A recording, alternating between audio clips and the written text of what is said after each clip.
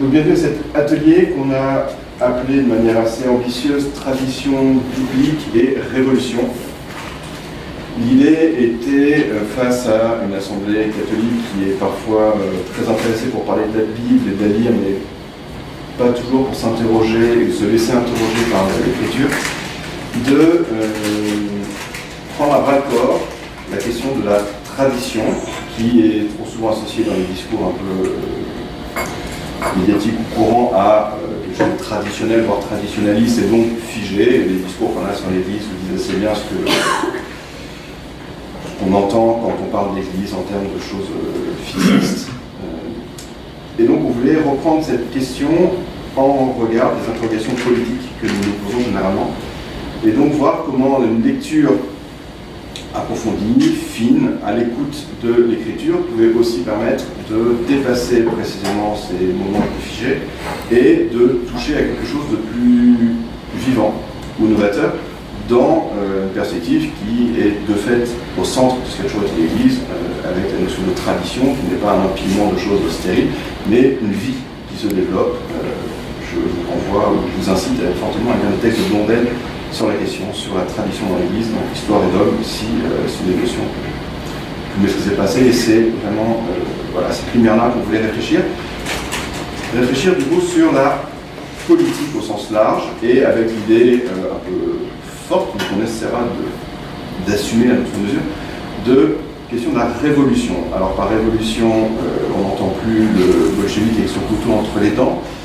Ça peut être une manière, mais parfois elle aussi trop traditionnaliste, de penser les choses. L'idée était comment se laisser gagner par une puissance de vie, de renouvellement, qui pouvait du coup amener à une réflexion sur la politique, sur le monde qui nous entoure, et faire advenir cette révolution qui n'est pas donc forcément un bouleversement violent, délibéré de la situation, mais comme le disait le grand philosophe Walcora, de laisser advenir un enfant, de le laisser grandir, et que c'est peut-être finalement la forme de révolution la plus forte, la plus grande qui soit. Donc non pas lire pour détruire, mais lire pour nous laisser interroger, nous laisser questionner, et abattre peut-être certaines idoles que nous aurions en tête, certaines visions un peu stéréotypées, qui nous empêchent de reprendre à neuf le trésor dont nous sommes nous-mêmes dépositaires. Donc voilà les enjeux. Nous aurons deux conférences. La première donc, ce soir avec Jacques Cazot, la deuxième dans à peu près 2 semaines avec Yvan Segré, philosophe talmudiste qui a publié un livre s'appelant Judaïsme et Révolution, donc posant aussi à sa manière la question de manière très directe.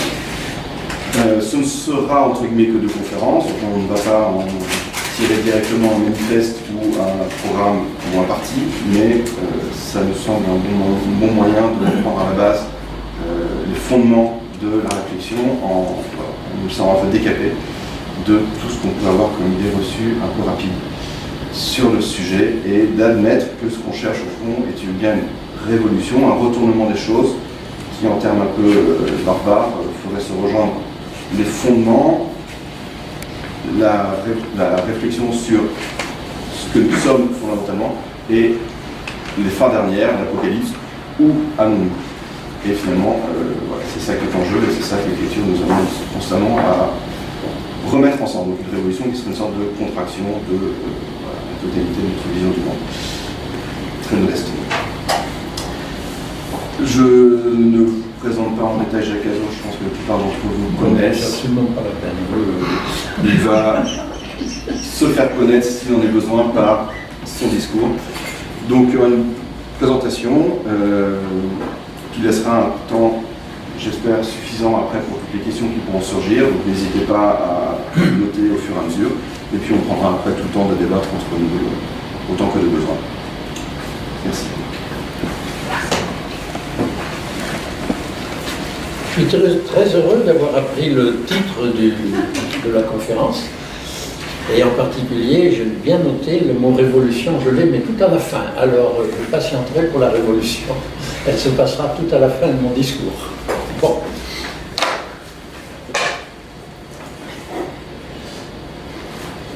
Alors, il y a la TSF, c'est la transmission sans fil, mais à l'identique. Il y a la transmission, on passe les choses presque à l'identique. Et puis il y a la tradition, dont finalement l'usage a fait qu'on le confond avec la transmission presque passive. La tradition, c'est de donner de quelqu'un à quelqu'un, c'est-à-dire qu'il y a une subjectivité qui est immédiatement mise en route, subjectivité des individus ou d'une société ou d'une église à l'autre. Bien. Alors,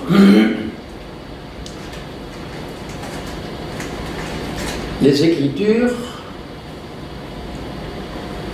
sont des écritures, c'est-à-dire des textes où l'on trouve des archives et des rédactions nouvelles, et les archives sont bricolées.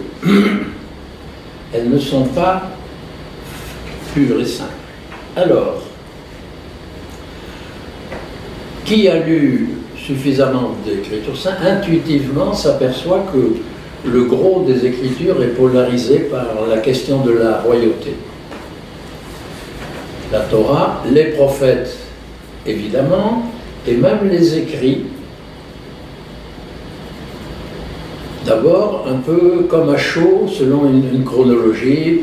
Il y a une chronologie fictive, celle du commencement avec la Genèse, qui nous conduit, après la Torah, à des choses que malheureusement les Bibles appellent livres historiques, à savoir depuis Josué jusqu'au roi, qui suivent l'histoire en principe d'Israël et tout polarisé par la question des rois par définition. Josué établit qu'il ne faut pas de roi, mais un pays où les 12 tribus sont en fédération, les juges qui sont 12, comme le nombre des tribus, montrent et disent que c'est le juge, c'est-à-dire un héros occasionnel, sans dynastie, sans terre, sans possession, qui se lève à une occasion donnée et qui rentre dans le rang ensuite, est explicitement un pavé dans le jardin des rois.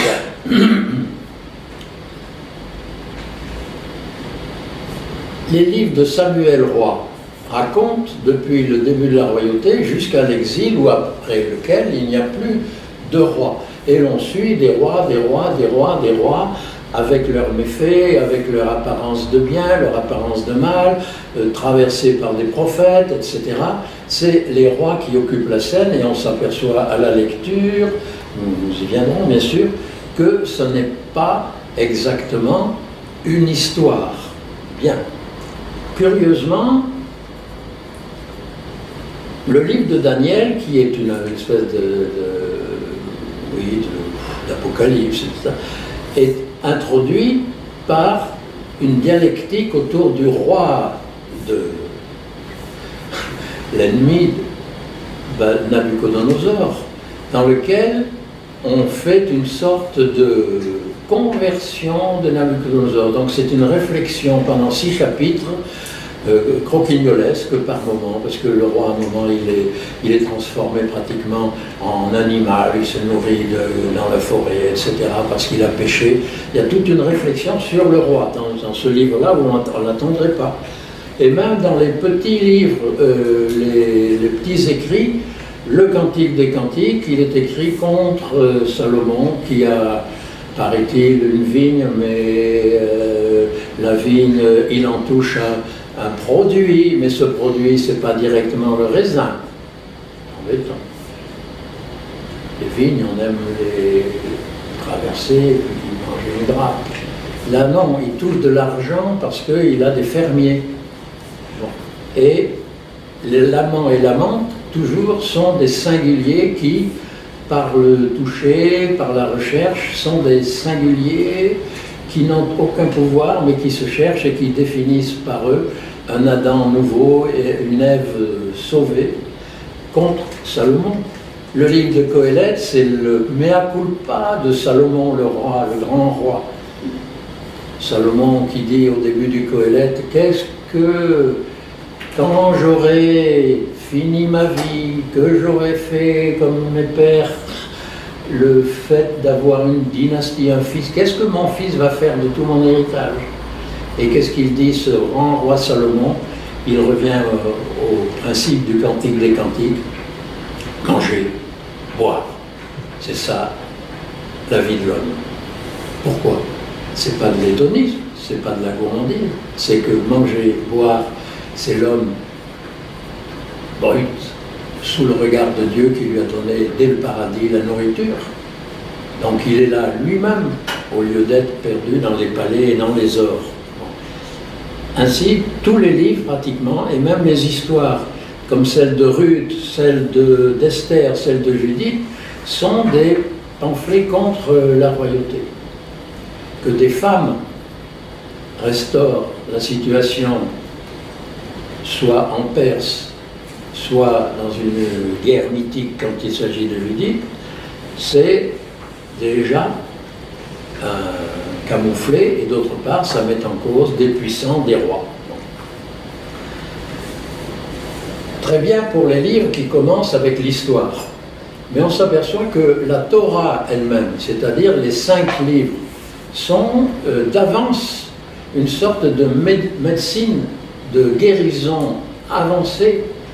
On met dans la tête le vrai fils d'Israël, il ne cherche pas à savoir, comme ça il lit la Genèse au commencement. Qu'est-ce que c'est que le commencement? Mais d'abord c'est ton commencement, c'est pas le commencement des étoiles, c'est pas le commencement, au commencement, Bereshit, bara Elohim, créé. Bon.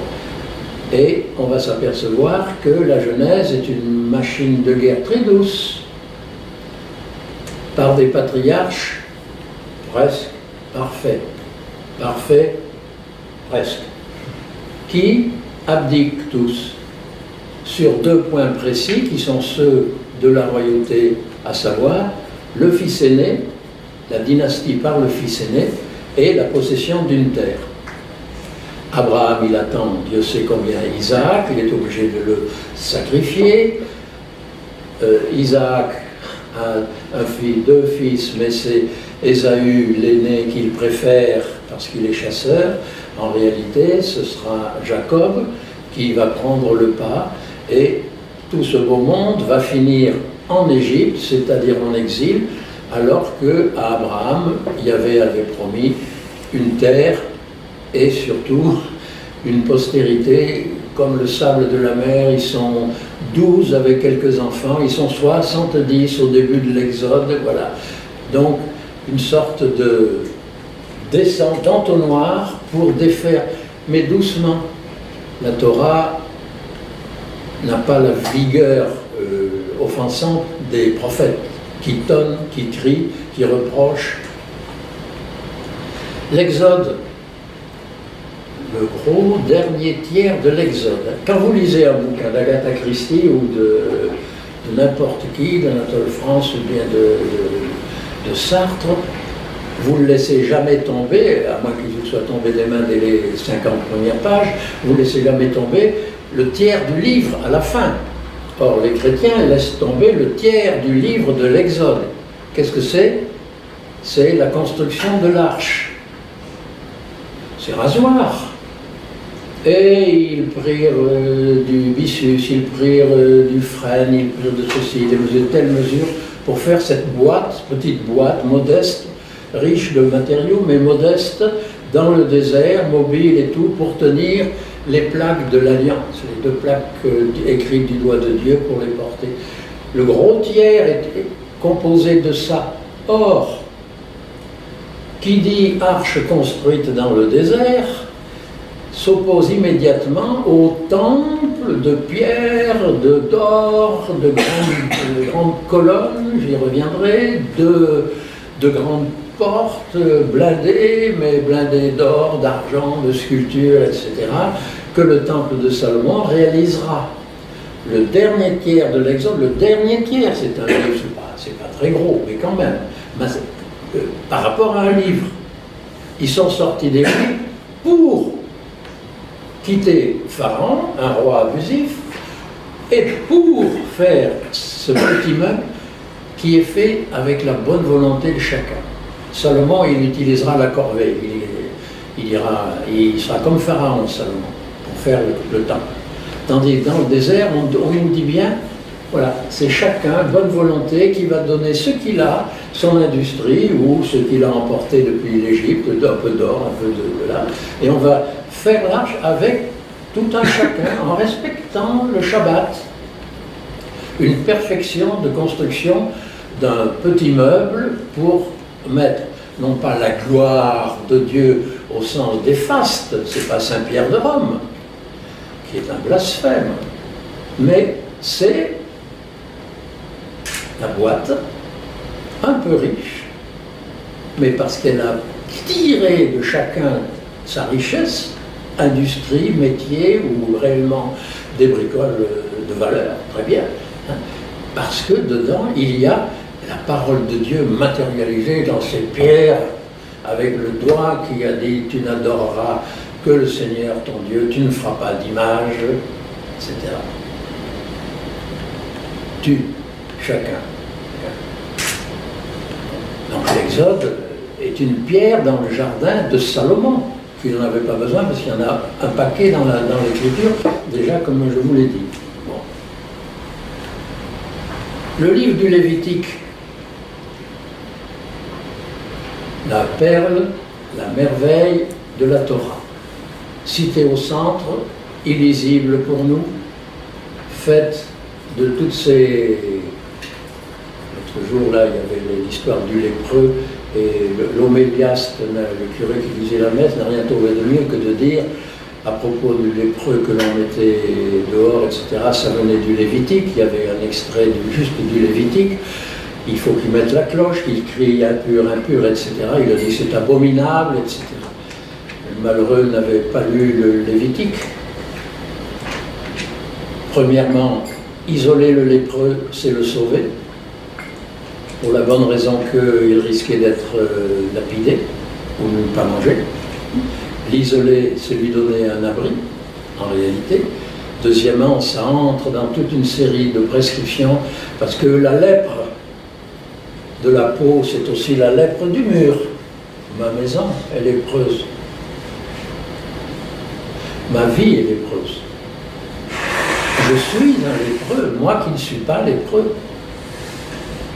Et le livre se termine par des pages vengeresses, pire que chez les prophètes ou presque, où l'on dit, si vous n'observez pas les Shabbats, et surtout, si vous n'observez pas le grand Shabbat qui consiste à garder chacun sur sa ferme, revenir au cadastre des 12 tribus.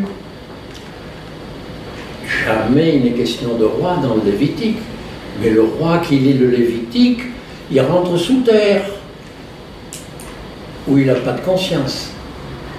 Parce que la vérité d'Israël, c'est de laisser à chacun la terre que Josué lui donnera. Il y a un anachronisme, parce que la Bible, la Genèse, connaît toute l'histoire, elle connaît tous les rois. Si elle dit à la toute première page, l'homme, la dame, a été créé à l'image et ressemblance de Dieu. Oh, mais que c'est beau, Seigneur, l'image de Dieu. L'homme est à l'image de Dieu, quelle grandeur et tout. Oui, d'accord, peut-être.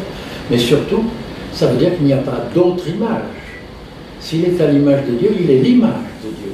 Et il n'y a pas d'autre image de Dieu. Et en particulier, il n'y a pas de roi. Le roi était l'image de l'homme, de la grandeur de chacun, projetée dans un personnage. Très bien. Donc le Lévitique rappelle, tous les 49 ans, 7 fois 7, 49, si le champ de machin a été aliéné par truc pour raison de dette, par exemple, il faut que truc rende à machin ou à ses descendants son champ. C'est-à-dire qu'on va avoir une société composée de petites cellules, le cadavre, des fers, complètement utopique, c'est infaisable. Au bout de 2 générations, on ne s'y retrouve plus. Et les tribus seront elles-mêmes indépendantes et sans aucune centralisation, sans qu'aucune ne prenne le pas. Or, toute l'histoire va montrer que c'est Juda ou Éphraïm qui vont vouloir prendre le pas sur les autres tribus, si bien que le Lévitique, qui a l'air de dire oh là là, la pureté c'est très compliqué, la sainteté, sainteté qui veut dire séparation, séparation de Canaan, séparation de soi-même, séparation de la lèpre, dont la lèpre extérieure n'est jamais que le truc. Puis c'est magnifique parce que plus il y a de contraintes, plus c'est beau. Parce que c'est dire que nous vivons dans une jungle. Il y a un tigre, il y a une hyène. Bon, le hyène, c'est pas tellement dans la jungle, mais ça fait rien. Mais il y a aussi des moustiques, des choses, des toutes petites choses. On est toujours entouré de mal, parce que l'homme vit dans le mal et il a créé lui-même, il est le mal. Mais si votre regard, d'un simple geste, remonte vers Dieu par une offrande, par une visite au sacrificateur, etc., vous passez comme avec une rose dans les champs de la détresse. Donc c'est un livre magnifiquement optimiste dans la volonté même de dire que partout le mal, ne vous dissimulez pas, et comme je le disais, c'est en soi-même qu'on le retrouve. Donc, terminant sur l'histoire du cadastre avec une force extraordinaire, le livre est lui-même anti-royaliste, c'est très simple, la Torah. Le livre des Nombres, il a 2 passages massifs où on risque de faire sécession, certaines tribus, donc c'est un drame absolu. Si 3 tribus s'en vont, eh bien c'est la fin d'Israël. Encore une fois, le cadastre, il faut le sauver. Le roi qui lit ça, il dit, mais moi, je me promène dans mon royaume, il y a une boulangère, c'est ce que dit Samuel lorsque les fils d'Israël voudront un roi. Il dit, tiens, il y a une belle fille ici, elle va venir au palais, elle sera boulangère, et puis elle sera peut-être aussi dans le lit du roi. Bon, mais simplement même boulangère. Le roi est partout, le roi est tout, les tribus ne comptent pas, il n'y a pas de frontières, il n'y a personne, on ne respecte rien, on prend pour soi, on prend l'âne, le bœuf, la femme, l'homme, etc. C'est le pouvoir discrétionnaire du prince. Et le cadastre est là pour dire non, stop, chacun est chez soi. Chez soi. Le décalogue, c'est le village. Quel meilleur gardien que celui à qui on a dit tu ne prendras pas l'âne, le bœuf de ton prochain. C'est négatif. Mais imaginez que personne ne prenne le bien de l'autre. C'est bien plus efficace comme société que si on disait il y a un gendarme qui va sauter sur celui qui prend le bien de son voisin. Parce que le gendarme, c'est celui qui ne prend pas. C'est-à-dire c'est tout un chacun qui fait. Donc tu ne prends pas est merveilleusement positif et c'est l'idéal même d'une société. Tu ne prends pas. Moi, Dieu, je te dis, toi, tu ne prends pas. Si je ne prends pas, la société est tranquille. On peut dire que tout ce que nous appelons l'Ancien Testament, avec 2 mots qui ne signifient rien, ancien, bon, parce que c'est avant, si vous voulez, testament, c'est un mot qui ne veut rien dire. Testament, c'est chez le notaire quand on va mourir. Le mot testament n'a pas de sens, ça ne veut rien. Mais enfin bref, l'Ancien Testament complote contre les rois de façon massive. Preuve externe, l'arrivée du dit Nouveau Testament, avec les 2 mêmes mots impossibles aussi. C'est une preuve externe. Les évangiles tiennent la structure littéraire des évangiles. Nous, les évangiles, pour nous, c'est Jésus. Mais non. Enfin, oui, c'est Jésus, parfaitement. N'exagérons pas. Non. C'est Jésus, mais, pour le dire tout de suite, dans la Passion, nous nous fixons toujours sur le personnage de Jésus. Or, il passe comme un invariant, il ne risque rien. Les procès de Caïphe, d'Hérode, de Pilate ne sont rien pour lui. C'est que pendant ce temps, il y a le procès du Sanhédrin, le procès du roi Hérode et le procès chez Pilate des Judéens qui condamnent et savent très bien qui sont, soi-disant des nationalistes, mais qui disent notre seul roi, c'est le roi de Rome. C'est César, le roi de Rome. 3 procès. Et la vérité des récits de la Passion n'est pas la souffrance de Jésus qui n'est pas dit « Ne pleurez pas sur moi ». Et le grandissant, nous pleurons. Il faut sonner la trompette et chanter Alléluia. Parce que, à la mort, le centurion et le soldat vont dire, hommes des nations qu'ils sont, celui-ci était le Fils de Dieu. C'est-à-dire, ils ne peuvent dire cela que s'ils ont assumé, je ne sais pas où est-ce qu'ils ont appris, ces gens, c'est Matthieu, Marc, Luc, Jean qui disent ça. Vous n'allez pas pénétrer chez le centurion. Qui disent, ils ont pénétré la moelle même des Écritures. Ce personnage éreinté, mourant sur la croix, qui rappelle le serviteur d'Israël, qui est dans Isaïe, bon, il est en même temps le plus glorieux des êtres que Dieu ressuscite à même sa mort. Et le thème royal gouverne les évangiles. Aussi bien, le prologue de Matthieu, il est formé sur quoi? Sur l'histoire de Joseph qui, au bout d'une dynastie de rois depuis David, aboutit à quelqu'un qui, au dernier moment, ne sera pas le père du Messie, et un autre panneau où, au contraire, le roi Hérode fait un travail qui est celui du Pharaon, il massacre non pas des étrangers, mais son propre peuple, pour éviter que celui qu'ont visité les mages ne prenne son trône. Et au milieu de Jean, au chapitre 6, vous avez la volonté des fils d'Israël, des Judéens, de faire Jésus roi. Toute la filiation et le problème réel des évangiles, c'est de passer du royaume d'Israël au royaume de Dieu. Les actes des apôtres commencent par une monstruosité. Les disciples n'ont rien compris, et aux 3 années passées avec Jésus, et aux 40 jours qui ont suivi la résurrection. Puisqu'au moment où Jésus va, selon les termes, faire son ascension et disparaître, que disent-ils? Est-ce maintenant que tu rétablis le royaume d'Israël? D'un trait, de 2 mots, le rédacteur des Actes nous dit, les disciples n'ont absolument rien compris. Et il faut attendre le tout dernier mot du livre des Actes, où Paul, qui parlait surtout de la résurrection, il est tout le temps, la résurrection, parce qu'il avait eu son chemin de Damas, la résurrection, à la fin, et exceptionnellement, et merveilleusement, et pour conclure les actes, qui sont bien terminés là-dessus, on le trouve dans une petite maison, en liberté surveillée, et dans cette maison, qu'est-ce qu'il fait? Le texte nous dit, c'était le dernier mot du livre des actes, il annonçait le royaume de Dieu. Les disciples disent au début, quand rétablis-tu le royaume d'Israël? Et Paul, à la fin, dit, j'annonce, une 12aine de personnes, le royaume de Dieu. Et sur la croix, d'après Luc, le bon larron, qu'est-ce qu'il dit? Il dit, Yeshua, Dieu sauve, Yahvé sauve, non.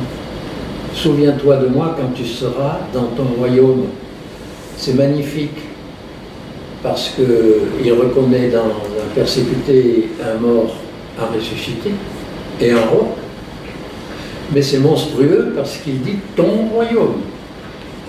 Et Jésus corrige immédiatement, aujourd'hui, avec moi, tu seras dans l'Éden.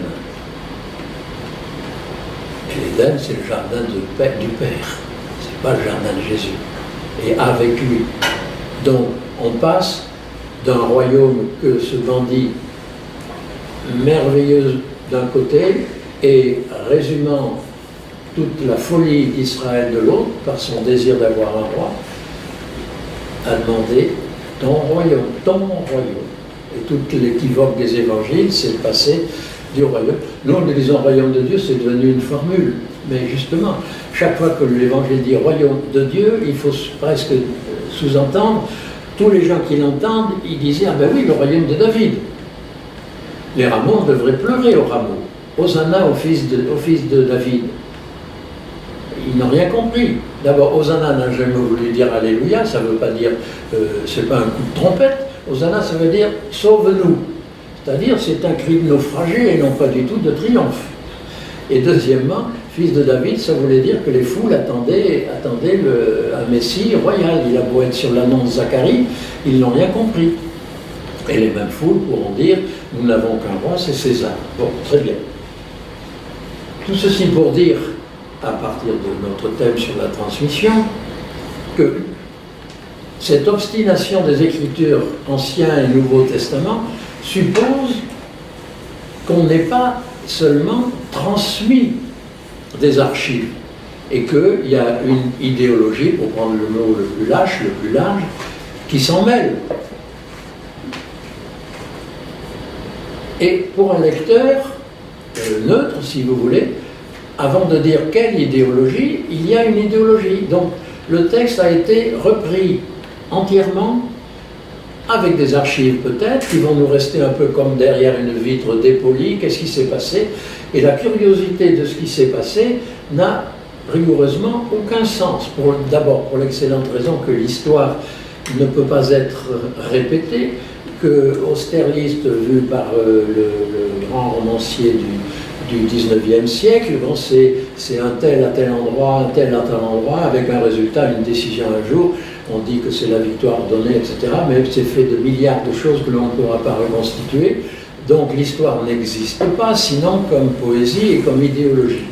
Et à ce moment-là, c'est le parti pris à partir de faits devenus obscurs et invérifiables et inutiles, jusqu'à un point, qui fait que la révélation est déposée dans le petit groupe, deux petits groupes, un qui vers les années 300 a compacté et réécrit avec cette espèce d'idée forcenée sur la critique de la royauté tout l'ensemble des textes, et puis vers les années 25 après Jésus-Christ, tout le Nouveau Testament tel qu'il s'est constitué également, sans doute assez rapidement, et puis de façon un peu peut-être ferme, drastique, pour qu'on arrête.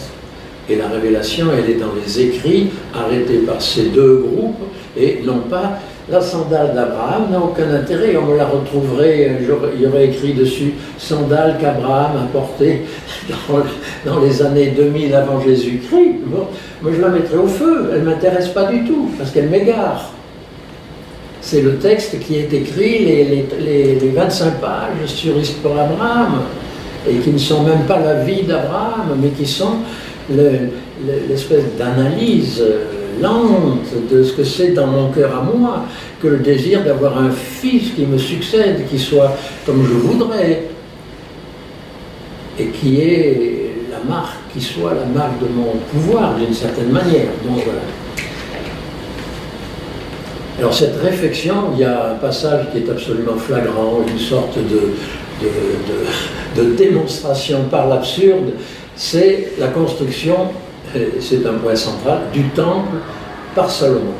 Vous lisez le premier livre des rois, on a un Salomon au début, mais alors merveilleux. C'est pas pour rien qu'on l'appelle, qu'après il y aura même un Soliman, c'est-à-dire un Salomon magnifique chez les Arabes, chez les Turcs ou chez les...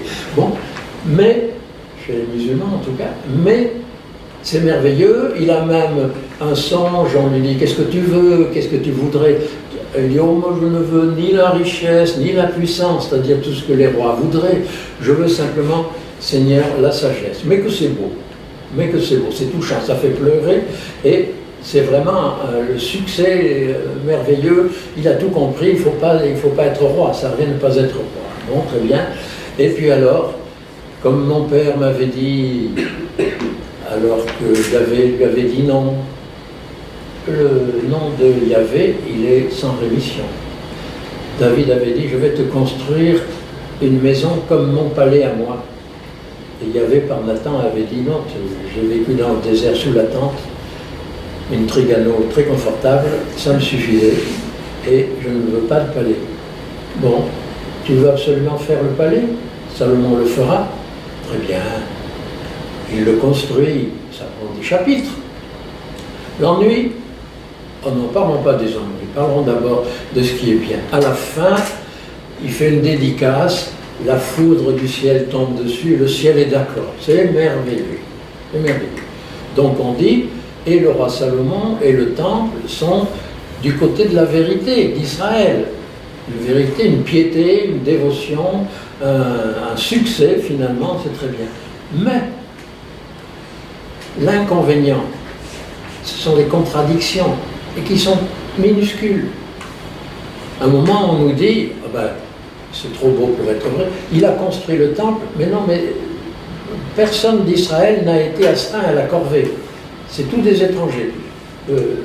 Une demi-page plus loin, bon, il organisa la corvée avec les fils d'Israël. Alors, pain béni pour les historico-critiques, il y a deux traditions que l'on a conservées par piété pour les traditions. Mais non, parce que le paradoxe et la contradiction sont le pain béni, justement, de la manière dont les écrivains des Écritures ont réécrit leur histoire. Quand on regarde bien toute cette histoire magnifique de Salomon, au début, on nous dit, dans un demi-verset, qu'il a épousé la fille de Pharaon. Pharaon, l'ennemi traditionnel d'Israël. Bon. Pas de commentaire. Dans la Bible, il n'y a ni concept, donc ni définition qui suppose un enchaînement de concepts, et ni de commentaire, le plus souvent, de ce qui se passe. À vous de voir, et à vous de voir par la construction. Donc, avant de construire le temple, il épouse la fille de Pharaon. Au milieu de la construction du temple, qui lui prend 7 ans,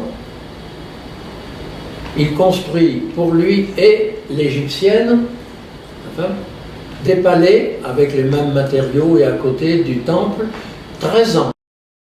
13 ans de construction pour monsieur et madame et 7 ans pour le temple. Bon.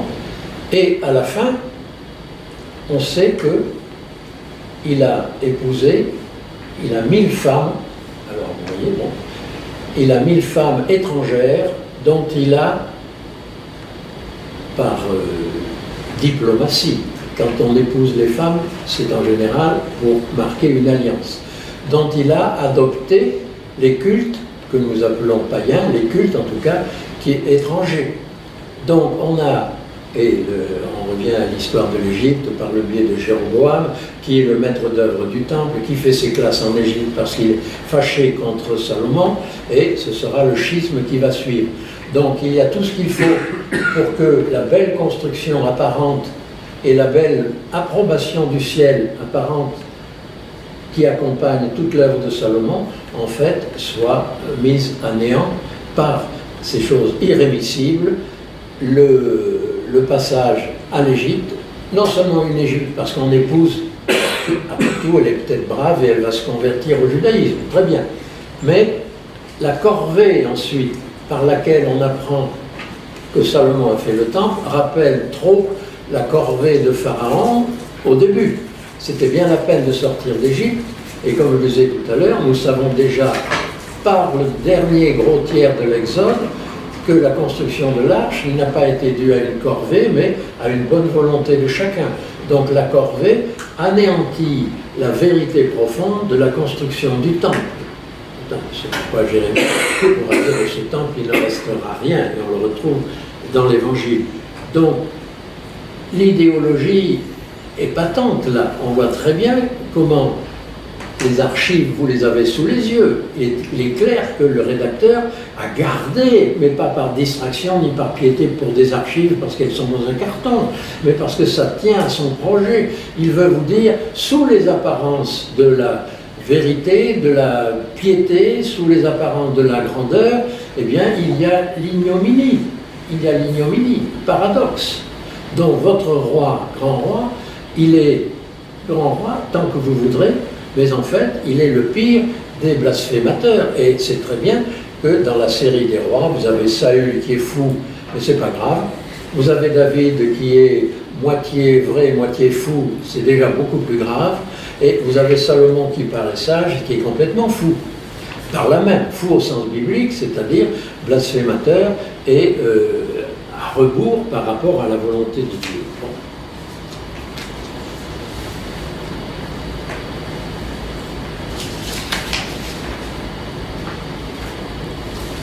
Bon. Donc,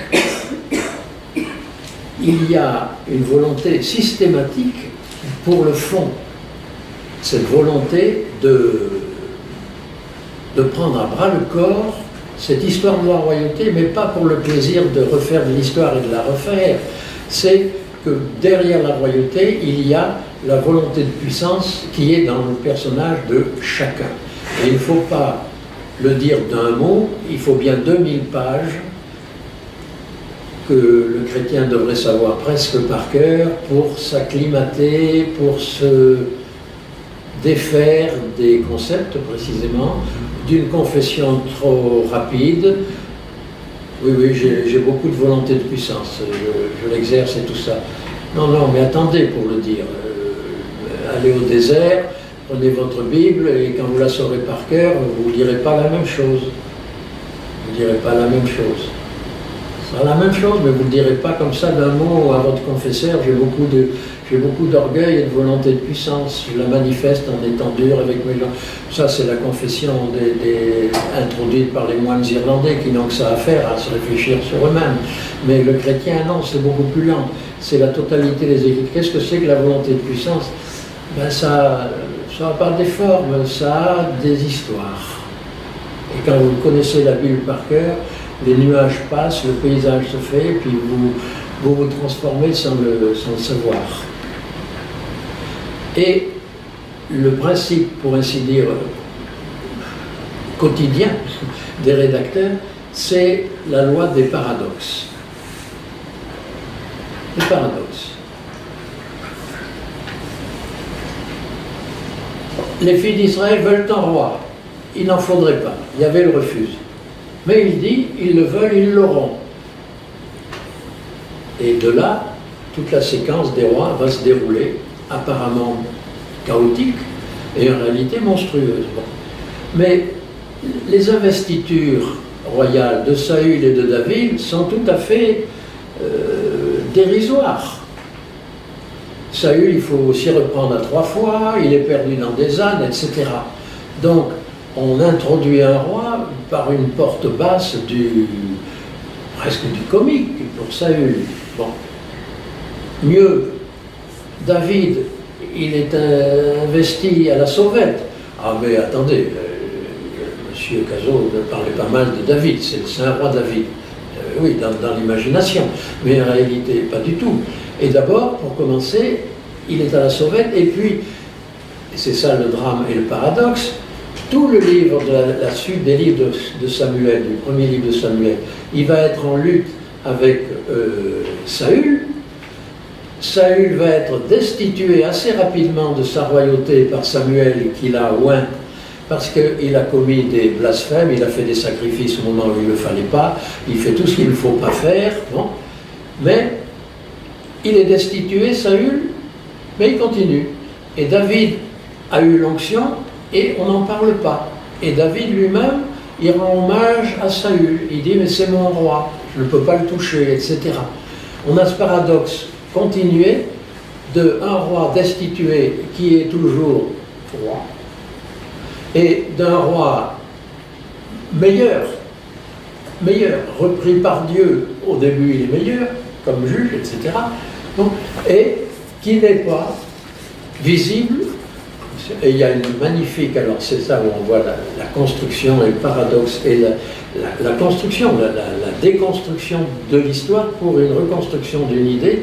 Il y a 2 ou 3 passages dans lesquels Saül, qui poursuit David parce qu'il lui fait la guerre, et David qui fuit Saül parce que Saül lui fait la guerre, on les voit, le texte nous dit, longeant dans un ravin, l'un d'un côté, l'autre de l'autre. Une espèce, j'ose pas dire arrêt sur image, puisqu'il marche, mais arrêt sur image quand même, on voit les 2 personnages, dont l'un est un roi sans royauté, Saül destitué, et l'autre, un vrai roi, un plus vrai roi, sans royauté effective, et qui se longent sans pouvoir se rejoindre, ils partiront chacun de leur côté. Il y a un moment, un instant, si on peut dire, de frottement où le paradoxe est mis à nu. Et il y a comme ça des arrêts où les rois sont, pour ainsi dire, et c'est magnifique parce que ce n'est pas seulement une critique des rois, c'est une démonstration que entre ces deux personnages, au fond de ce ravin, il y a la présence de l'absolu. Roi, il signifie la royauté, la puissance qui n'est qu'en Dieu, et Dieu les sépare au moment où ils sont en lutte l'un contre l'autre et ils marchent comme ça. Et il y a un autre passage où David, sur son trône, David, le roi, c'est plus loin dans le deuxième de Samuel, accepte que vienne vers lui un général qui vient de désobéir à ses ordres, à lui, le roi. Arrêt sur image, le texte nous dit, ils sont assis, l'un à côté de l'autre, le roi ne dit rien, ne reproche rien à son général félon. Le roi David, en puissance de roi à ce moment-là, de tout Israël, est contigu à un personnage qui mine sa propre royauté. Et ce sont ces passages où le cœur frémit, si vous voulez, parce qu'on se rend compte que le calcul du calcul, c'est des détails. Il y a 1000 détails dans la vie qui sont plus parlants que des pages entières. La puissance de réflexion qu'il y a, sans concept, il n'y a pas de commentaire. Pas de commentaire. Mais vous restez là devant ces personnages. Oui, c'est un autre passage également comme ça, un paradoxe. Élisée, le prophète Élisée, il va à Damas, qui est ennemi d'Israël, faire l'onction royale à un personnage dont il dit « tu dois attaquer Israël ». Ne dites pas c'est un traître, un félon, hein. Il est envoyé par Dieu, et il est envoyé par Dieu parce que c'est le Dieu qui se moque des rois. Donc un personnage important d'Israël va oindre un roi ennemi pour attaquer Israël. C'est un premier paradoxe. Deuxième paradoxe, ce faisant, le visage d'Élisée se fige, il pleure. Mais monsieur Élisée, où vous pensez que c'est bien de donner l'onction à un ennemi d'Israël pour châtier Israël, et dans ce cas-là, vous êtes heureux d'une certaine manière, pourquoi pleurez-vous? Ben, moi, je vous laisse deviner la solution, il n'y en a pas. C'est le paradoxe, également là, une image, un arrêt sur image, où vous touchez deux abîmes, ou au contraire deux sommets qui sont séparés par un vide. Voilà.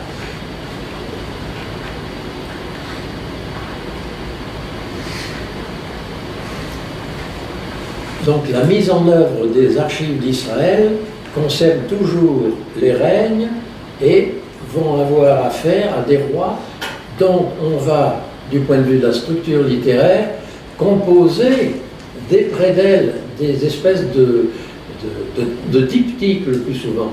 Vous allez avoir, dans les Bibles, vous aurez règne d'Amon, fils de machin truc, règne d'un autre, d'Ézéchias, etc. Les Bibles vous coupent avec des sous-titres qui prennent pour repère les rois réels que l'histoire, à la rigueur, pourrait retrouver, parce que l'un, il a signé sur un canal qu'il a fabriqué, etc. Comme Ézéchias, bon, très bien. On suit les rois. Or, le texte ne suit absolument pas les rois. Il suit la misère des rois. Il suit l'idée que dès qu'un roi est là, par exemple, au lieu de dire ce qu'il a fait, on dit que son fils ou un autre est venu le tuer pour le remplacer, etc. On a une vision, je veux dire, abstraite de ces rois que l'on promène et on compose en plus des diptyques où une scène importante rime avec une autre, soit pour la confirmer, et en général c'est au détriment de la puissance royale, voilà. Et au contraire, un bon roi provisoirement bon et un mauvais roi. Mais les éléments sont les mêmes, et on a composé deux tableaux symétriques qui, de nouveau, proposent, c'est plus arrêt sur image sur des petites choses, mais avec une certaine ampleur, une réflexion toujours la même. Le roi est-il bon? Le roi est-il mauvais? Voilà. Et le grand paradoxe de tous les livres depuis le Samuel au roi est le suivant, il est de taille. Il y avait, je n'ose pas dire fait semblant, mais enfin, tout se passe comme s'il y avait soutenait toujours la dynastie de David. On prend bien soin de dire que tous les rois de Juda, donc de Jérusalem, vont se suivre depuis David de père en fils, jusqu'à l'exil. Et il n'y a pas de trou, il n'y a pas de... Oula, surtout pas. Et ils sont tous enterrés dans le tombeau de leur père à Sion. Le narrateur s'échine à vous dire que ça tient bien, c'est vraiment une dynastie. C'est vraiment une dynastie. Mais du côté du royaume d'Israël du nord schismatique, ouf, alors là, Dieu s'en occupe plus de la même manière. Il s'occupe au contraire de faire qu'il y a, je ne sais pas combien, si, je le sais, mais bon, il y a des coups d'État en permanence, des gens qui sont des usurpateurs, et si on tient quelquefois des petites dynasties de 3 personnages, c'est le bout du monde, et il n'y a que coup d'État, qu'assassinat, que mort. Donc la dynastie n'existe plus en Israël, c'est gros comme une maison. Qu'est-ce qui fait la royauté? C'est la dynastie par l'aîné. Bon, dire que le Sud a eu, Juda a eu une dynastie merveilleusement filée jusqu'à l'exil, et dire qu'au Nord, qui est schismatique, il n'y a pas eu de dynastie, sinon une série de dynasties, puis des monstres qui s'entretuent, etc. Donc, c'est vraiment de l'idéologie. Mais c'est quand même un paradoxe. Parce que si vous réfléchissez, vous arrêtez sur la rive des fleuves de Babel, Babel, ça n'existe pas, Babylone c'est le mot grec pour Babel. Si vous arrêtez sur les rives de Babel en pleurant, comme nous dit le psaume, vous avez le temps de réfléchir et vous dites, mais bon sang, comment se fait-il? S'il y avait, s'arrange pour que dans le royaume du Nord schismatique, la dynastie ne marche pas. C'est merveilleux. Que rêver de mieux? Puisque la dynastie, le Seigneur n'en veut pas plus pour la bonne raison que c'est le fétiche des rois. Et au contraire, en assurant la dynastie de Juda, il y avait enfonce Juda dans le crime originel, qui est celui de la volonté d'avoir un roi selon la dynastie. Il y a un énorme paradoxe. Un énorme paradoxe. Plus on dit que le fils de David va succéder au fils de David, au fils de David, au fils de David, plus on dit, Seigneur, ben oui, on a pris l'habitude, quoi. On a pris l'habitude d'avoir des calices en or, d'avoir Saint-Pierre de Rome, d'avoir des, pour mettre l'hostie, on a pris l'habitude, et ça passe, et c'est beau, et on en rajoute, bon, très bien. Et là aussi, c'est pareil, la dynastie, donc il y a un paradoxe énorme qui draine toute l'histoire des rois, et c'est pourquoi ça ne peut finir que par l'exil.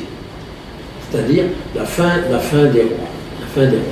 Et alors, il y a un arrêt sur image tout à fait surprenant, à la fin du livre des rois, repris à la fin du livre de Jérémie d'ailleurs. Nabuchodonosor prend Jérusalem, prend la ville et le temple, rase la ville, ou du moins détruit pas mal, et emporte toutes les richesses et les ouvriers qualifiés, et du temple, il emporte, et il y en a, l'or, l'argent, tout ce qui a de la valeur et tout. Et le narrateur du livre des rois et à la fin du livre de Jérémie dit, bon ben ils emportent les portes, il détaille tout ça. Puis tout d'un coup, il s'arrête. Les colonnes du temple, 2 colonnes du temple. Et au lieu de nous dire, bon ben on les emporte, on les débite et puis on va les récupérer à Babel,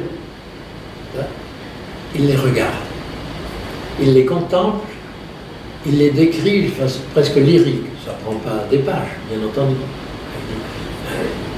Comment elles étaient ces colonnes? D'un seul fût, il y avait en haut les chapiteaux avec des grenades, il y avait tel cercle, etc. Il a un moment d'extase. Tout est par terre, tout va partir, les colonnes vont partir. Et ces colonnes en hébreu, la colonne, ça se dit ce qui se tient droit et qui tient debout les choses. Les colonnes tiennent le temple et elles-mêmes, elles se tiennent droit. Or, la poésie, si j'ose dire, la nostalgie, puisqu'elles vont partir, et la mystique qu'il y a dans ce regard du narrateur, complètement aberrant du point de vue du style par rapport à ce qui précède, un encart, un arrêt sur image, où ces deux colonnes, il les sublime. De telle sorte que, parce qu'elles vont partir, il ne faudrait pas qu'elles restent, parce qu'elles vont partir, leur poésie, les mots qu'il a dit sur elles, la grandeur qui n'a plus rien à voir avec leur vérité physique puisqu'elles vont être détruites, suffit pour être un gage d'espérance. Si elles sont passées du temple de pierre à la mystique d'être debout, que disaient ces colonnes en dépit de leur erreur d'être là, c'est qu'il y a espérance. Donc, un jour, reviendront ces exilés et ils retrouveront au passage, non pas les colonnes, il ne faut pas qu'elles reviennent, l'idée que ces colonnes avaient en mourant, en périssant, à savoir que la grandeur de Jérusalem ne tient pas au temple, ne tient pas à la royauté qui a fait le temple, et qu'il faudra refaire une autre idée d'Israël, rejoindre le cadastre pour parler tout net, et n'avoir plus en Israël, en Juda, des rois. Mais, comme vous le voyez, cette critique des rois n'est pas seulement, j'allais dire, pour obtenir même cette constitution préférable du cadastre, des 12 tribus. Elle est faite, cette critique des rois, pour que non seulement on jette un œil pour se dire, pour que le gouvernement s'occupe des pauvres, etc., en bas, mais la critique des rois est faite pour dire, comme j'ai essayé de le suggérer, par ces paradoxes qui n'arrivent jamais à être résolus, qui restent là comme le ruisseau entre deux falaises, le ruisseau plein de pépites d'or qui est la divinité, entre deux falaises abruptes que l'on n'arrive pas à jointer, comme ces deux personnages qui marchent ensemble, comme Élisée qui pleure en donnant la force à un roi étranger de venir, etc. Il n'y a pas non seulement tourné vers la révolution, mais vers la mystique et la présence d'un absolu que, bon an, mal an, par leur existence seule, le désir dévié et monstrueux de la royauté devenue tyrannie reste quand même dans le cœur de l'homme, et que, en méditant sur la volonté de puissance que nous avons assis sur les fleuves de Babylone, nous sachons qu'il y a du vrai.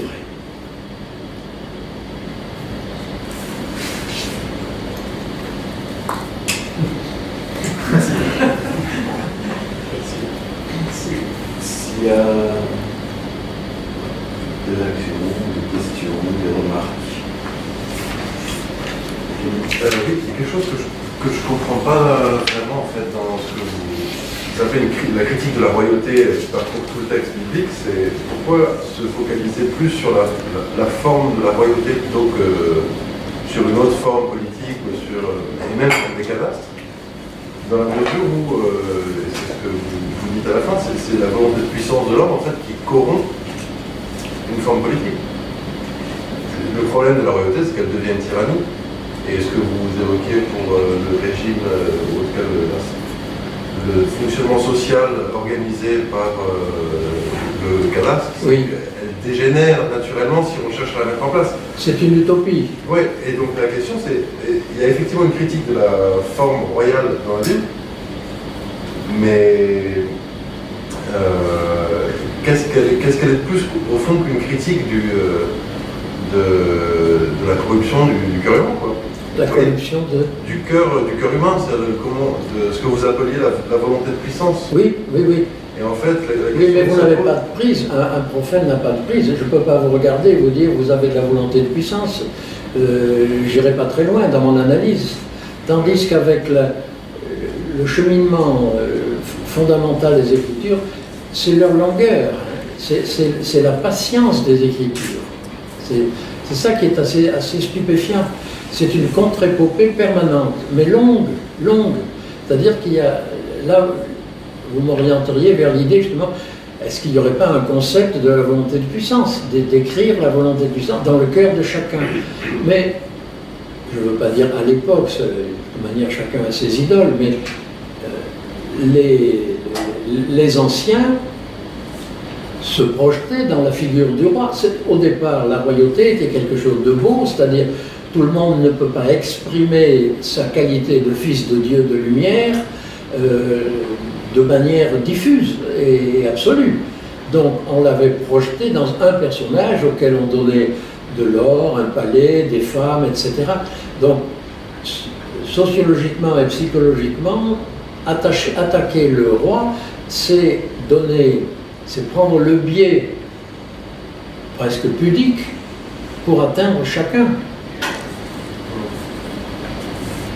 Alors il y a deux préalables, là, c'est l'absence il n'y a aucune définition dans la Bible, ni de Dieu, ni de l'homme, ni du pouvoir, ni de la royauté, ni du roi, ni de la vertu, ni du courage. Tous les dialogues de Platon, c'est pour dire, partons mon cher Socrate, qu'est-ce que le courage? Le courage, il faut arriver à une définition du courage. Qu'est-ce que la justice, la République, etc. Et on va creuser, essayer de déterminer. L'admirable, c'est qu'on n'y arrive jamais, mais on a fait tout un parcours. Et sans le dire, la Bible ne refuse pas, mais est à côté de cette perspective. Le sémite ne fonctionne pas comme ça. Donc, la critique du roi est en plein avec le grand avantage de ne pas attaquer les gens directement, de ne pas attaquer le chacun directement. À les entendre, les pauvres étaient tous des braves gens. Comme aujourd'hui, les hommes sont des porcs et toutes les femmes sont de pauvres victimes. Mais quand elles se promènent nues dans la rue, je suis désolé, un homme normal a des réactions. Donc il n'y a pas des victimes et des bourreaux. Le roi n'était pas uniquement un assassin et les braves pauvres n'étaient pas que des pauvres. Donc on atteint par l'image merveilleuse que chacun essaie de se donner de soi-même dans le roi, en le critiquant, on l'atteint indirectement mais profondément. Enfin.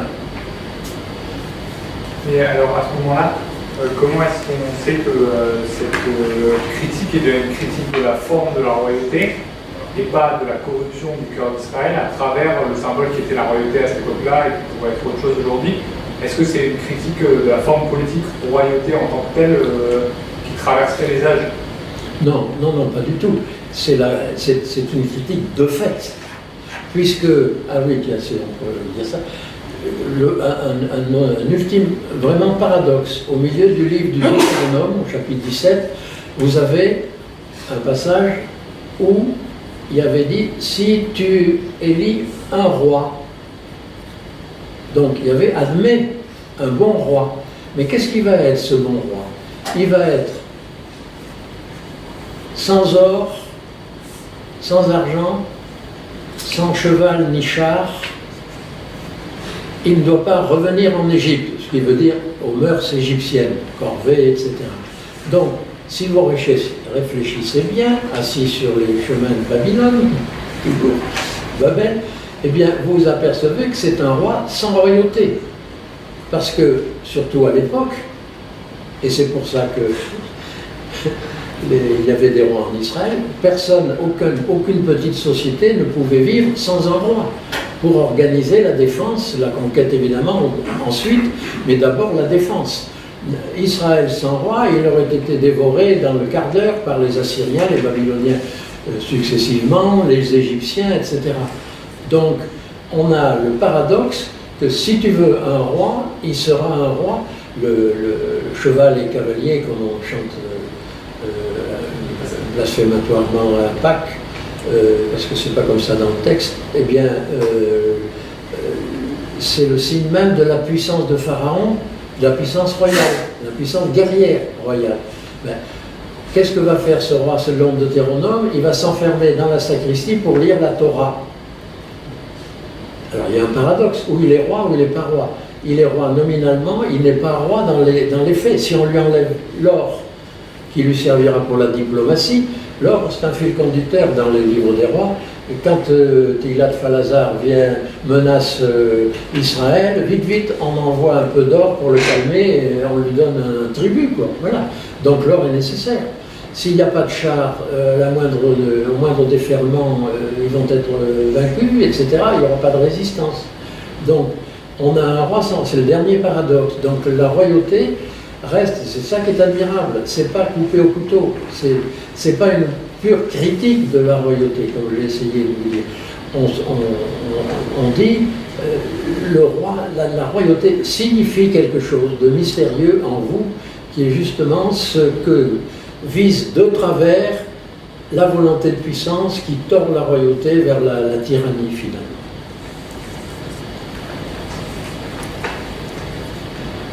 L'ennui, c'est que moi je parle par concept pour vous répondre, mais comme on me demande quelquefois qu'est-ce qu'il faut penser de la paix dans la Bible, il y avait 2000 pages.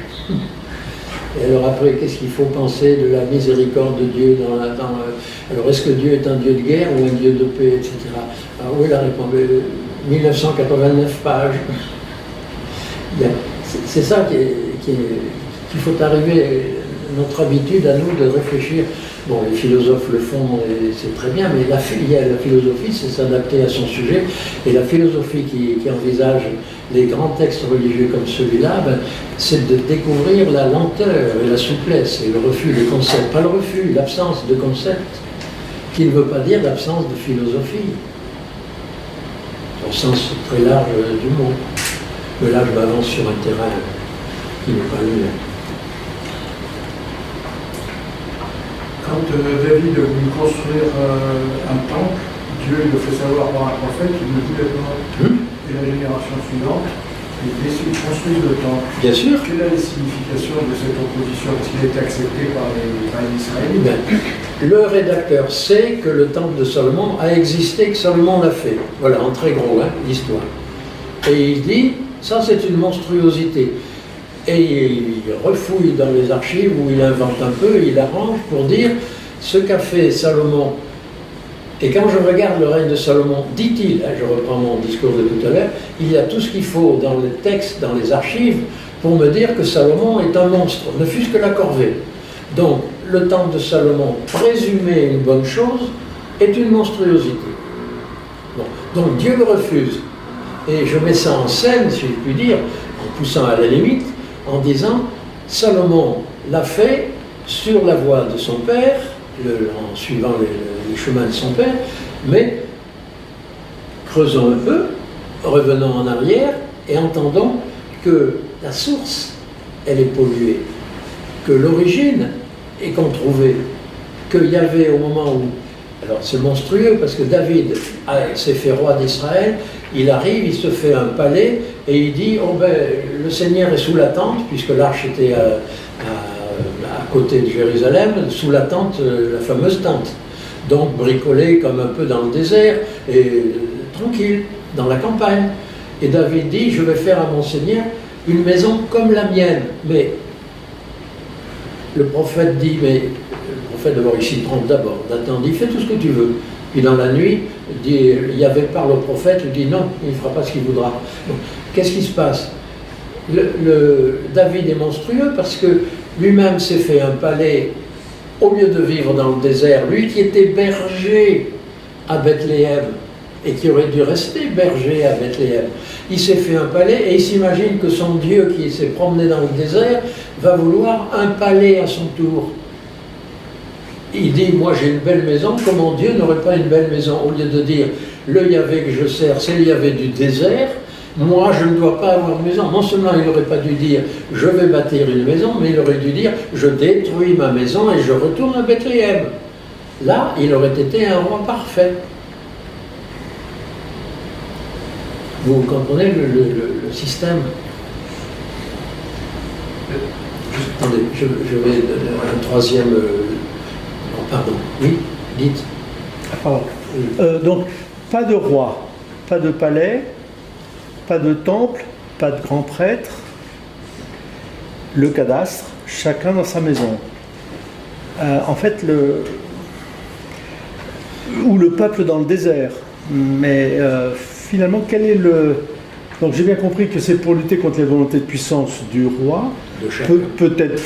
Alors, oui, de chacun. Mais alors finalement, est-ce qu'il y a un message politique? En vous entendant, il n'y a pas de message Non, politique. il y a presque le refus de tout... débrouillez-vous.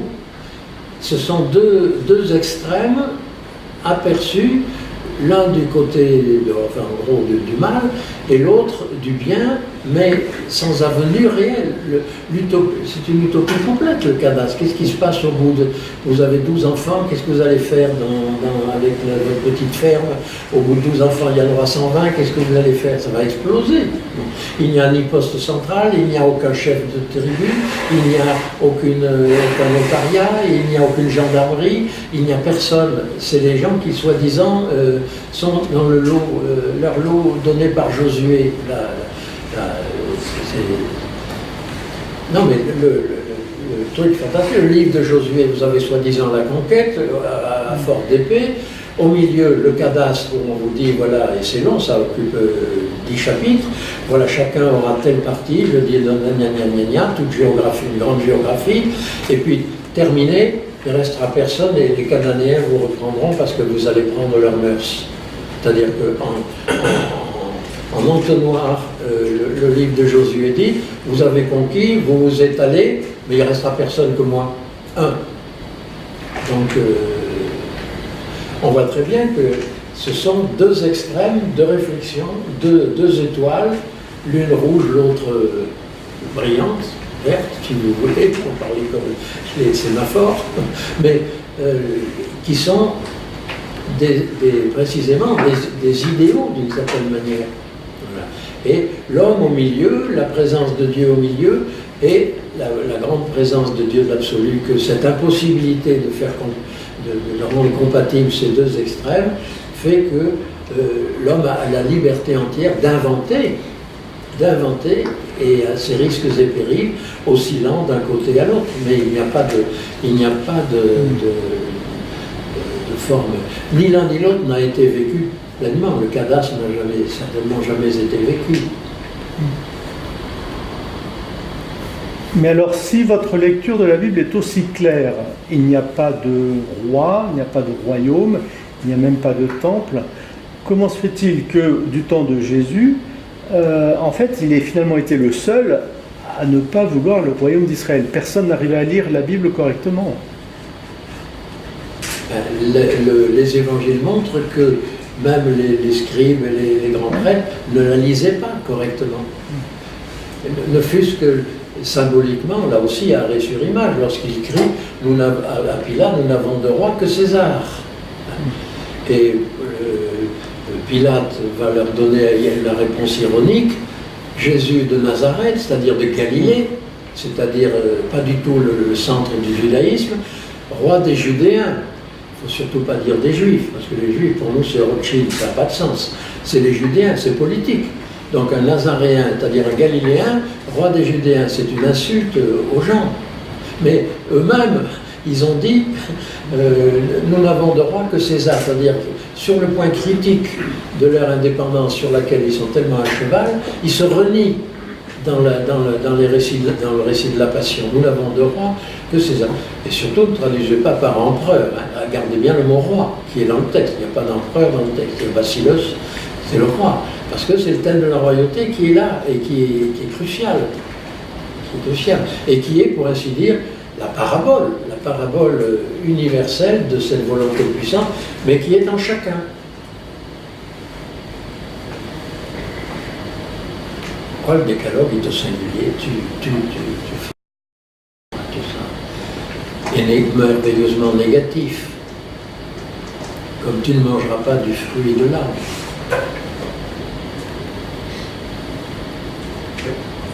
Alors je reviens avec une petite question. Vous avez dit tout à l'heure que le Saint-Pierre de Rome était un blasphème. Alors je me permets de rebondir parce que du coup vous dites qu'il n'y a pas de concept dans la Bible, mais seulement des récits. Et là, pour comparer le temple ou le palais de Salomon et Saint-Pierre de Rome, il vous faut un concept parce que les deux histoires sont différentes en vrai. autant... En fait, ça pose la question, qu'est-ce qui est le plus condamnable dans le temple de Salomon, du point de vue du rédacteur biblique? Est-ce que c'est la richesse et l'attachement possible, du coup, à une forme d'idolâtrie matérielle, ou est-ce que c'est le territoire, l'idée de marquer qu'il y a un territoire pour Dieu et que qu'il est enfermé, il est prisonnier de ce... Voilà, l'idée de retenir Dieu prisonnier dans une terre qui au fond devient le propriétaire de Dieu, vous voyez? Oui, tout à fait. Il me semble que c'est plus ça qui est condamnable, plus que la richesse, ou que puisque vous avez dit que la constitution de l'arche était à l'opposé du temple, c'est ça, au contraire, un beau récit, une belle histoire, puisque bien que précieuse, c'était la richesse de chacun. En fait. Voilà.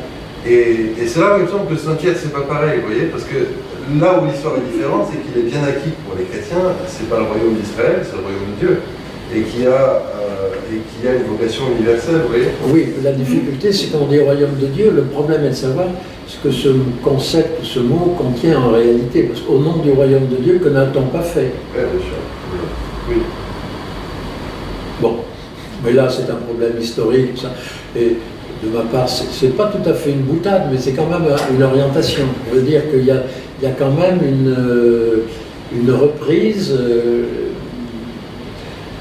Le vrai domaine de Dieu, c'est les pauvres, et comme dit saint Étienne, qui critique le temple devant ceux qui vont le lapider, comme le dit Isaïe, Étienne qui dit ça, c'est-à-dire l'auteur des actes dit qu'Étienne dit que Isaïe a dit, hein, pour être bien précis, bon, que le temple, c'est les étoiles, c'est le ciel, hein, c'est les cieux, le temple de Dieu.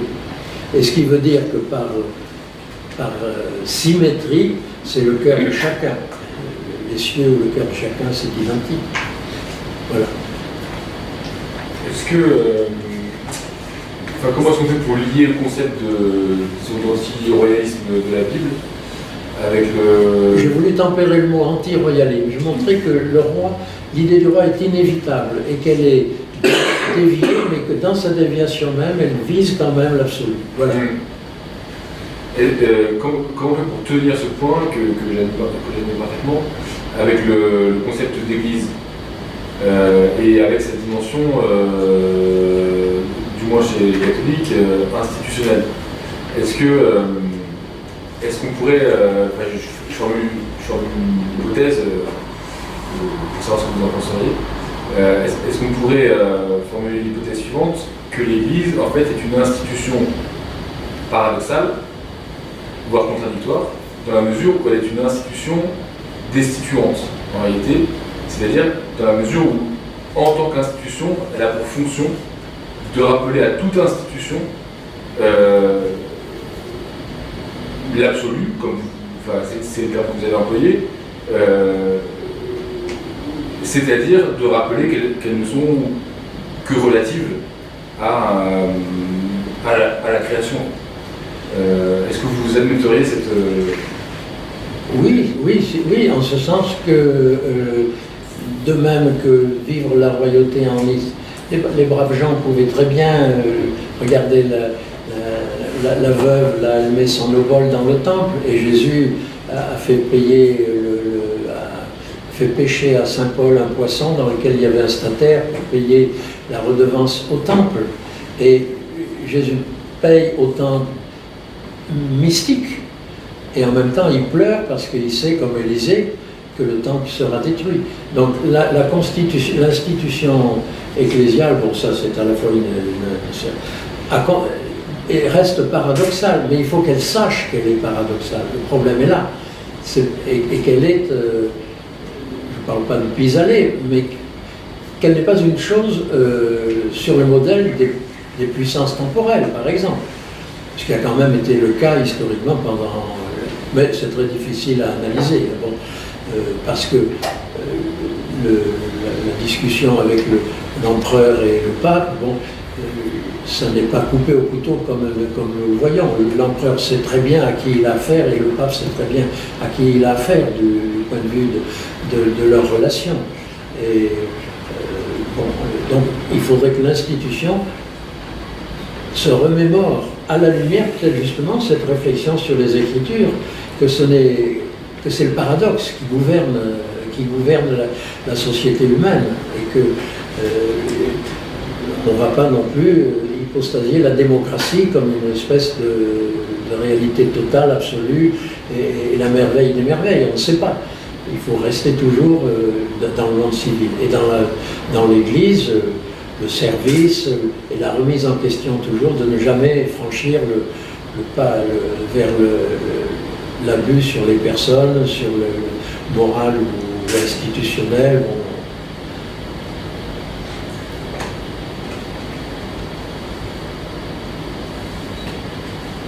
C'est vrai que simplement en voyant comment David est maintenu sur son trône par Dieu et cependant il est monstrueux, bon, voilà, c'est merveilleux parce que on ne va pas dire j'ai la vérité, et puis donc je vais pouvoir gouverner. Voilà. C'est oui, c'est non.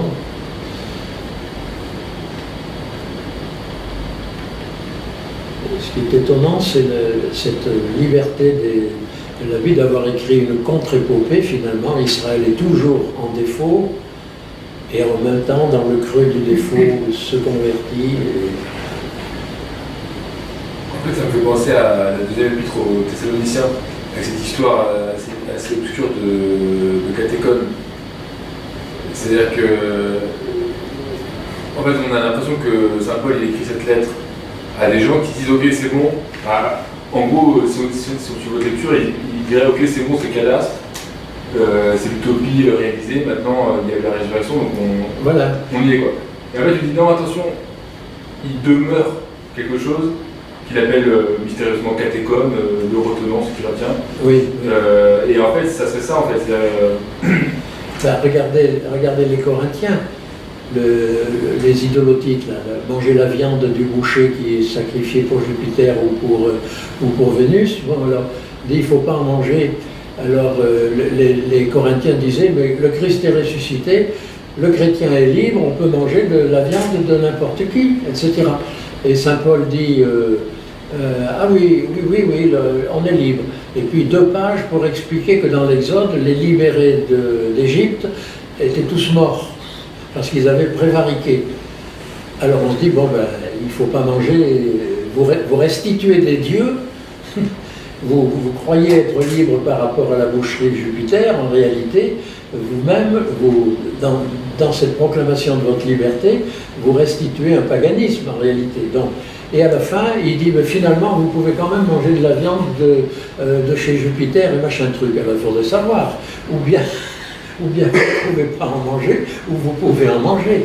Mais au milieu, il y a eu 10 minutes de lecture en chair, ou dans la maison dans laquelle le bonhomme qui avait reçu la lettre de Saint Paul la lisait à sa famille et à ses voisins.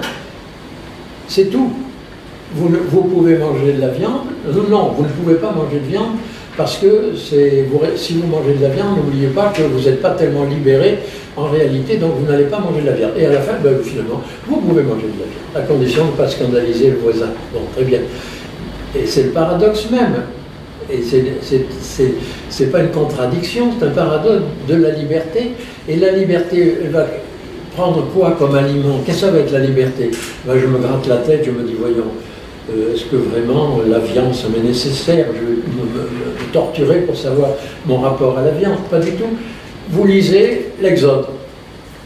Qu'est-ce qui va en sortir pour chacun? Sa propre note à lui. Donc, c'est le catalyseur, le long filtre de 2 pages dans laquelle il raconte l'Exode, comment libérés, ils ont péri. C'est curieux. Tous. 599 998 sur 600 000. Avec 2 rescapés, Josué qui est quand même de la race d'Israël, et Caleb qui est d'origine descendant de Caïn, un homme des nations. Ça fait peu. Donc réfléchissez à quoi? Mais j'en sais rien. À ce que cette lecture va déposer en vous, et puis évidemment c'est gros d'autres lectures de proche en proche. Donc c'est la connaissance la digestion des Écritures qui est la réponse non souvent intuitive à ces questions-là, d'après le vécu même de saint Paul.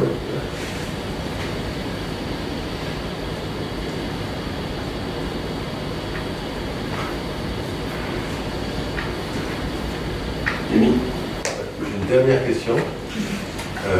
En fait, j'espère ne pas être le seul, mais je pense que je ne comprends pas suffisamment bien en quoi ce qu'on appelle le système des cadastres est un idéal social pour la Bible, en fait. Alors, je ne sais même pas si c'est correct de le dire comme ça, mais qu'est-ce qu'il y a d'utopique, vraiment? Ben, si ça explose, si vous le vivez, ça explose. Le cadastre de Josué, il est fait pour une génération ou deux. Oui, mais ce temps-là, du coup, le temps dans lequel ça tient. Oui. Qu'est-ce qui est si bien? Qu'est-ce qui est si bien? Eh bien, essentiellement, c'est qu'il n'y aura pas de roi pour venir vous embêter. C'est l'idée d'absence de pouvoir, en fait. Déjà, il n'y aura pas de pouvoir. Voilà. Il n'y aura pas. Parce que le moment où ils prennent des rois, Samuel leur dit ceci. Voilà ce que va faire le roi. Première chose, il va prendre vos bons hommes qui courent bien pour les faire courir devant son char. C'est-à-dire que c'est la guerre, il aura ses motards, etc. Il prendra vos filles pour être boulangères. Il prendra vos ânes, etc. Il prendra vos meilleures moissons. Donc on passe immédiatement à l'extrême. Et le roi, la charte du roi est purement négative. Or, le paradoxe, c'est qu'Israël l'a demandé à un moment où il n'y en avait pas besoin, il n'y avait pas de guerre et rien du tout. C'est de la génération spontanée, ce qui veut dire dans le texte de Samuel que c'est du mauvais cœur des fils d'Israël qu'est née la royauté. Le désir d'avoir cette image de soi, comme en ont les nations, qui représente chacun avec cette puissance. Et Samuel dit, ben voilà ce qui arrivera, immédiatement la tyrannie et l'esclavage. Donc le cadastre est là pour dire, le roi d'abord, il n'a personne pour l'aider à sortir de sa propre tribu, de sa propre famille. Donc la famille, le clan et la tribu dans les 12, c'est le chiffre imprescriptible. C'est pourquoi dans l'Apocalypse, la fin de l'Apocalypse, le 12 est martelé 25 fois, la Jérusalem céleste a 12 assises, etc. Les noms des 12 apôtres, il y a 12 escarboucles, saphirs, etc. C'est 12, le chiffre, pour rappeler ça, mais qui est par définition ressemble bien à cette Jérusalem utopique qui fait 80 km d'or avec des murs de 50 mètres si vous traduisez les coudées tels qu'ils sont dans le livre, en grec dans le livre de l'Apocalypse. Donc il y a une sorte, c'est eschatologique, voilà. Et pour nous, ce sont des étoiles polaires. On n'atteint pas l'étoile polaire, on empêche que sur la route, elle peut, autrefois au moins, elle peut vous diriger avant le GPS.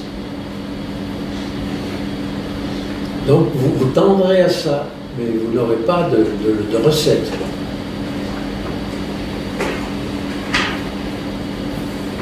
C'était la dernière question, alors peut-être la N+1. Finalement, votre définition du mot révolution, c'est conversion. Oui, si vous voulez, oui. Ah ben oui, enfin, il peut y avoir d'autres types de révolutions, mais ce que je voulais dire, c'est que la royauté nous fasse d'abord, la réflexion sur la royauté nous fasse passer vers la royauté. Si Dieu est dit roi, c'est pas qu'il soit roi, ça veut dire qu'il confisque toute autre royauté. Il confisque toute royauté. Donc, et quand on est remonté après, tout type de révolution est à réfléchir en dessous. Mais toute révolution doit être, quitte à des révolutions qui donc vers le bas, par le sens péjoratif, mais vers la société concrète, réelle, ne peut avoir de validité à long terme et en profondeur que si la réflexion sur le pouvoir et la royauté a admis qu'il y avait dans l'absolu et au fond dans le cœur de l'homme, même s'il est mauvais, une vérité absolue, c'est-à-dire une lumière qui doit un jour l'éclairer et qui doit rejoindre. Après, la révolution s'alimentera ou se fera en gardant, et non pas partir immédiatement vers les modifications pratiques et politiques. D'autant qu'à l'époque, et chez tous les anciens, politique et religion ne se distinguent pas. C'est nous qui distinguons politique. Le roi ne tient que parce qu'il est sacré. C'est pourquoi les rois, ils arrivaient à se faire assassiner, l'histoire le montre. Mais c'était monstrueux. C'était parce que chacun qui tue le roi, c'est qu'il défait la société. Le roi n'est que le premier. Il y a dessous, il y a toute une pyramide de choses qui tient le monde. Le monde est fait par une conveniencia où les choses sont hiérarchisées jusqu'à l'expérimentation et à la science moderne. Donc, trucider le roi, c'est pas seulement perdre un personnage, c'est se suicider soi-même. Si vous décrochez le premier maillon de la chaîne qui tient le lustre, eh bien tous les cristaux tombent par terre. Et donc la perte d'un roi, c'est la perte du peuple.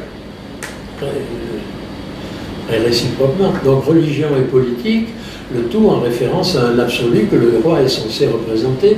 L'absolu devient dramatique chez le roi lorsqu'il est pour lui-même, alors qu'il devrait se dire je suis l'image de chacun de mes sujets, de leur grandeur. Chaque sujet est un personnage aussi grand que moi et dont j'assure moi-même à tous la grandeur.